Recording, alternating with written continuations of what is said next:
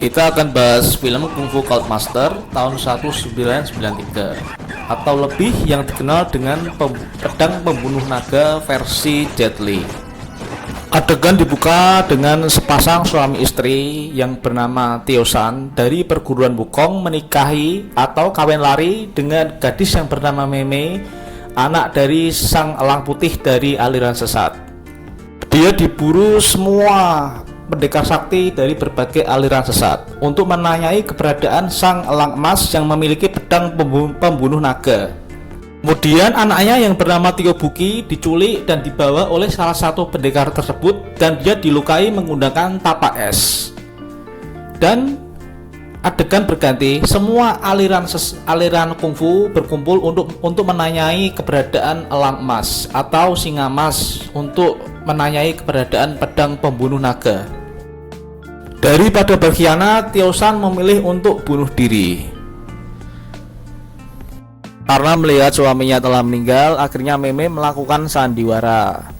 Dia mendatangi salah seorang biksu Shaolin dan membisikinya, dan untuk menunjukkan di mana posisi sang singa emas, sang pemilik pedang pembunuh naga. Dan setelah membisiki dengan kata-kata yang kosong, akhirnya sang biksu Shaolin dikerubungi atau ditanyai oleh semua pendekar dari berbagai aliran.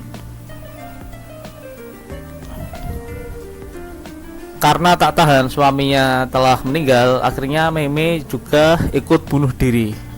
Dia mengatakan sebelum mati, dia mengatakan kepada Tio Buki bahwa dia harus balas dendam dan mengingat semua wajah-wajah yang telah membuat kedua orang tuanya telah meninggal. Buki sangat sedih. Dia bermain seruling sambil menangis sampai dewasa. Dia bertemu gurunya Sheng Wu.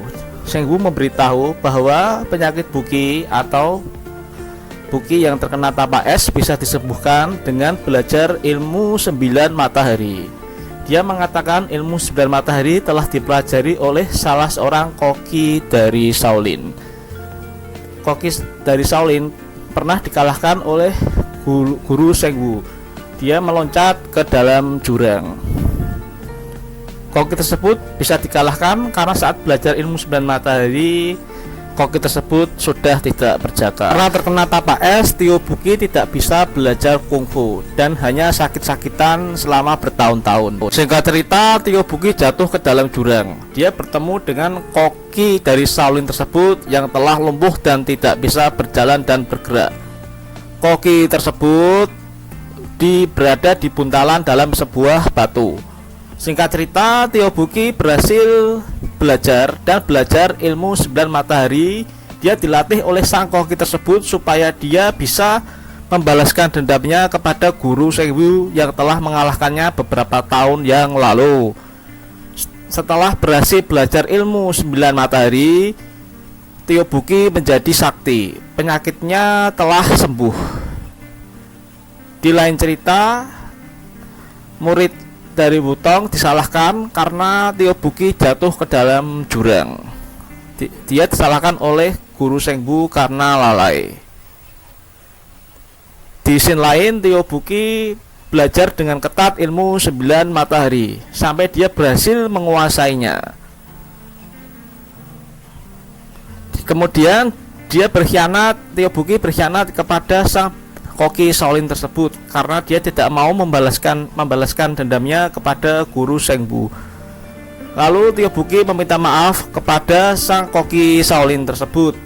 Koki Shaolin tersebut menyerang Tio Buki. Karena Tio Buki telah belajar ilmu 9 matahari, Tio Buki dengan mudah mengalahkan sang koki tersebut. Sang koki tersebut dijebloskan ke dalam tanah sampai tidak bisa bergerak. Dan Tio Buki pun bebas. Di scene lain, semua pendekar aliran kungfu sedang menyerang aliran sesat. Semua pendekar di aliran kungfu diprovokasi oleh salah satu oknum dari pemerintah supaya semua aliran kungfu menyerang aliran sesat. Tio Buki datang untuk menengahinya.